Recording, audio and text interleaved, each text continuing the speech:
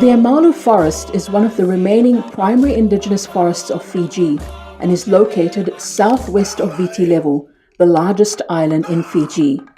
The forest has an area of 7,347 hectares, is uninhabited and customarily owned by the Emalu clan of Ndrambuta village in the Upper Navosa province.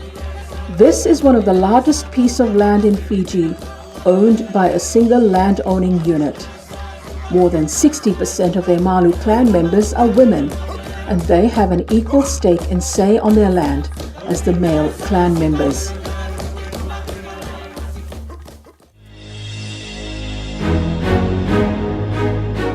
In the effort to advocate for climate change mitigation and adaptation, Fiji was part of the 180-plus countries that signed the Bali Roadmap in 2007, a set of decisions that represented the various tracks that were seen as key to reaching a global climate deal.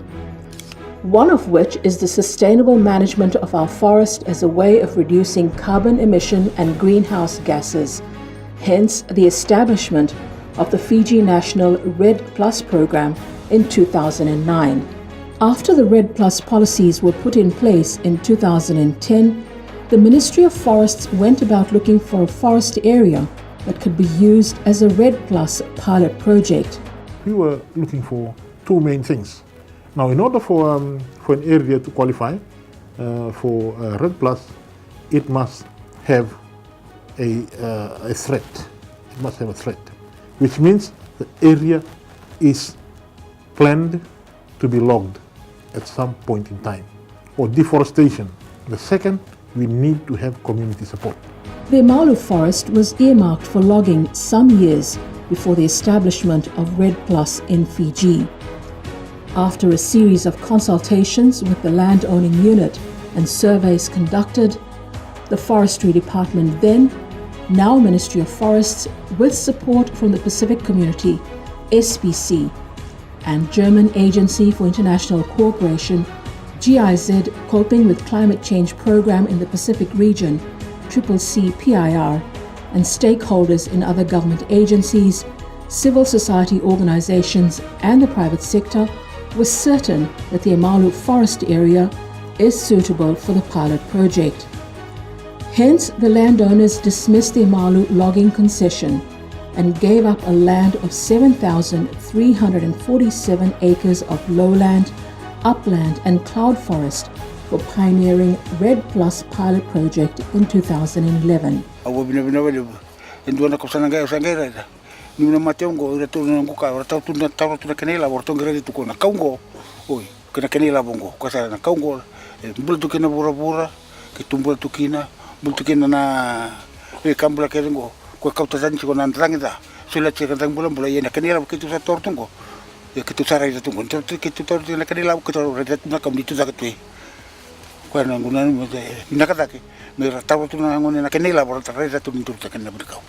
Apart from its important role as a watershed for the two main rivers, the Singatoka and Navua rivers, Emalu forest is unique in so many ways.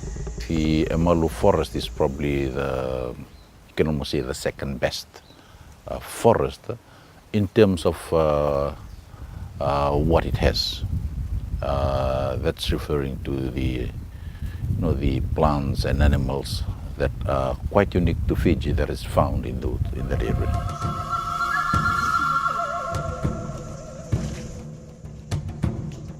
It takes more than 10 hours to trek by foot to the heart of Emalu forest. Today, any visitor can be excused for thinking that that part of Fiji had never been settled before. In the middle of the forest, old village sites and house mounds are clearly visible under the cover of thick forest. The Fiji Museum conducted the cultural aspect of the study, and we were there in 2015 and also in 2016, basically mapping and documenting cultural sites. So we managed to confirm and demarcate close to 80 cultural heritage sites. And when I say cultural sites, these include old village sites, hill fortification sites, and also what we call andalo terracing or farming practice that they used back in those days, or in Fijian it's called wudiu. Now, if that is actually happening in that area, that means that area was once upon a time a very heavily populated area.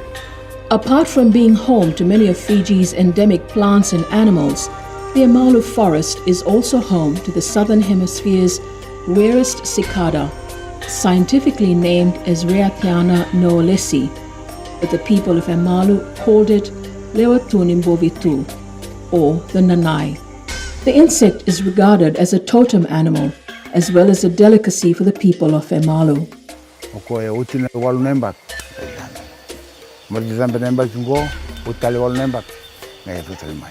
In the world, there are not many cicadas that have a long life cycle, and in the southern hemisphere, the nanai is the only one with such a long life cycle, 8 years.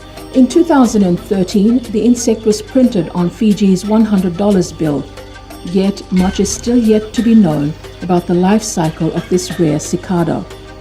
Yeah, there are 3 stages: the egg stage, the nymph stage, and the adult stage. And the longest of these is the nymph stage, which is the one that they spend underground. So basically, in the life cycle of a cicada, it spends a long time underground, and then it emerges still as the nymph, and then it'll transform into an adult, and then it'll spend that adult time mating, finding a mate, laying its eggs, and then for the Fiji cicada, the adult dies. Embula chico, mera utani tulna marawa sendo sarna bula. Yan nanguna le matikina. O ko buka bando sarna lumani bano me Emalu. E chico makin dona kana kan tumbu. Na ran tumbu ya taburau. O mundo nanguna songi nanguna sale belakang nanai. O mundo majika talim mereka mandulang na pona songi. Balisa ko naika. Erika na ako naika ni patu na tuna. Naika pa lapang erika ni ako na man ko nang unirsala kay ruway. Eripila ruway. Erika na nga kawaw sa antaratu. Kaya na ako din na. Tumbong ko na singan rin na way na limin na nerasa ruway. Nerasa diri tindal way. Maybe they used to be more widespread before, and then now we're only finding them in places where there is just good forest. The question is still open, and we hope that this year we can collect this information and start to compare the type of forest that they're found in, the type of trees that they're laying their eggs in, and the type of trees into which their nymphs are going underground.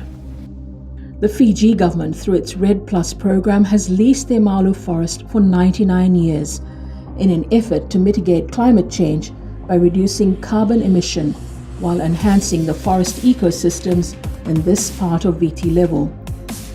An arrangement that will not only guarantee the nanai that the trees to which they feed on and live under will still be around as they continue their 8 years life cycle for at least the next 99 years, but most of all for the communities that depended on the Emalu forest and its ecosystems.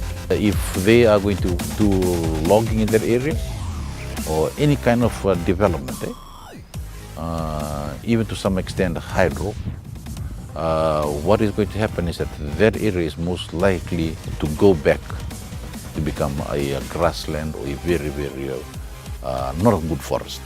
It's always a challenge, an ongoing challenge in terms of creating continuous awareness on our landowners in terms of the importance of their resources, not only to them as a household, as a rural community, but also how important it is to protect the resources that we have, not only for their generation, but also for future generations as a whole, for Fiji as a country. Consultations have always been ongoing, but realistically, we always have to meet the immediate needs of the community. If we are to protect their forest, what are some of the alternatives that we can come up with so that they can also have an option in terms of gaining their livelihood, advancing in their livelihood enhancements, various alternative livelihood incomes. So these are some of the things that the project tries to promote in addition to the protection of their forest.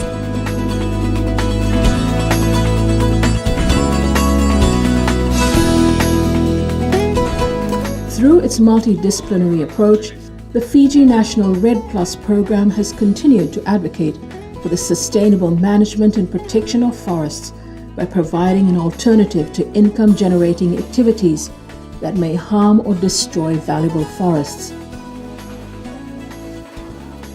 The Emalu forests owners and the Ndrambuta communities are provided with an opportunity to derive payments for ecosystem services, whilst being provided training and support on income-generating activities to cater for their daily needs and improve their livelihoods.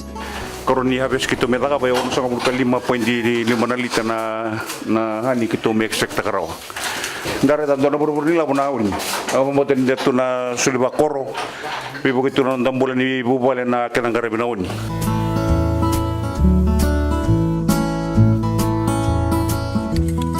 The Red Plus effort will continue to support the development of national guidelines for free, prior and informed consent so that Fiji can promote a transparent, participatory and informed consultation and consent-building process with resource owners and stakeholders. The Red Plus program will develop a more efficient and effective forest monitoring system where forest growth, forest cover change and forest carbon stock change will be monitored following internationally recognized methods. The Red Plus program will convert degraded and unused land to valuable and productive forested areas.